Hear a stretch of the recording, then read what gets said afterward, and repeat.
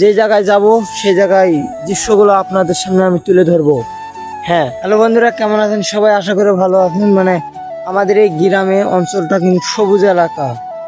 যারা শহরে বসে আছেন তাদের একটাই সমস্যা যে আমাদের মতো গ্রাম অঞ্চলে এই ভিউটা পান না, সবুজ ভিউটা ভাই। সবুজ ভিউটা কিন্তু অনেক দরকার। আমার এখন থেকে চ্যানেলে বর্তমানে ব্লগ ভিডিও আপলোড হবে, সবাই আমার এই ভিডিওগুলো দেখবেন। আমি সমস্ত যে দেখতেছেন এই যে সবুজ ধান এত সুন্দর ভাই, কি বলবো, দেখতে যে এত ভালো লাগতেছে আমার কাছে। সুবহানাল্লাহ, আলহামদুলিল্লাহ, অনেক ভালো লাগতেছে আমাদের এই এলাকাটা ঘুরতে। এই এলাকাটা ঘোরাফেরা করলে আমাদেরকে অনেক ভালো লাগে, কারণ আমাদের পাশে আবার বাগান পাবেন।